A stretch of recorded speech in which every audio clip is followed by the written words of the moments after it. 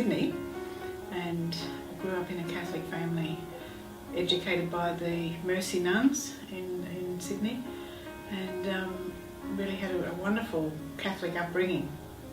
When I got to about my teenage years though, I found other things that were a bit more interesting, like travel and work and boys, and I drifted away. And what I found was that if you miss Mass on one Sunday, it's very easy not to go the next and the next and the next.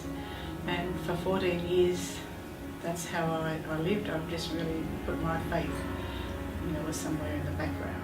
Jesus says, I'm a good shepherd who comes after the lost sheep, and he began to come after me after 14 years. He sent ordinary people to find me. A painter had come to paint on the front of my house.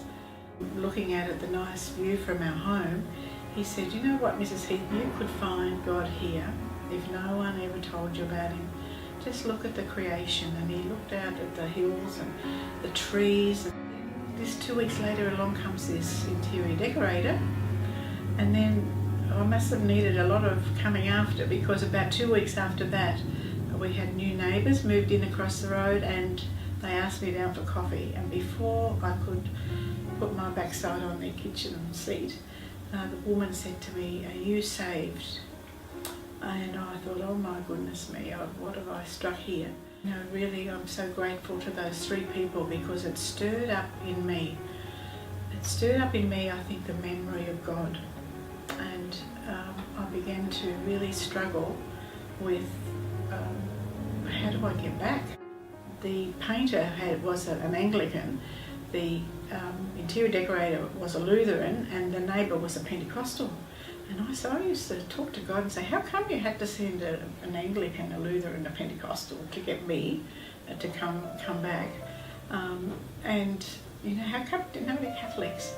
And it sort of began a dream in me, maybe that I could do the same for just one other person. I felt very burdened by sin, because of the way I was brought up.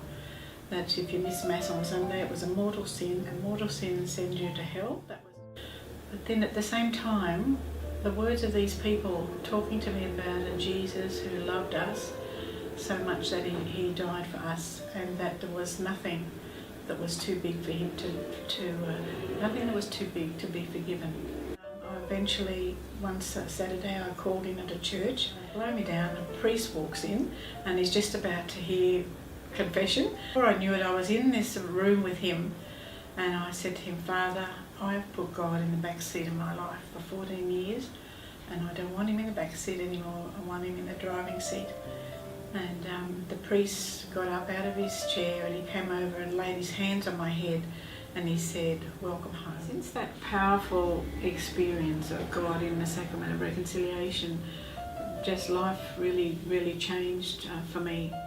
I began to get involved in Bible studies and prayer groups, and just things that were forming me. One day I was sitting on a beach up here in Brisbane, just about to have some prayer time, just sitting quietly, and I heard the words, go to Indianapolis. And I knew in the United States, and I knew something that was on there because a priest had asked me some months earlier if I would like to join a group that was going over to a conference to launch a decade of evangelization. And I'd said to him, oh, come on, Father. I said, I've got 4 children, we've got a business to run, we've got 60 employees. How do you think I'm going to get to come to a conference in America? And I'd said to him, no. But I said to Graham, there's this conference on in America on evangelization and the Holy Spirit. And much to my surprise, he said, well, why don't you go?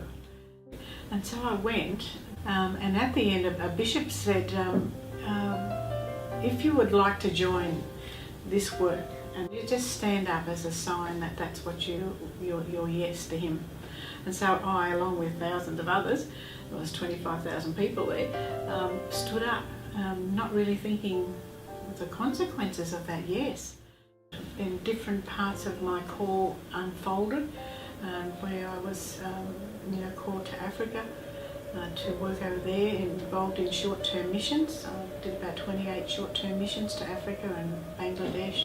My local parish has been just such a support to me over all the years.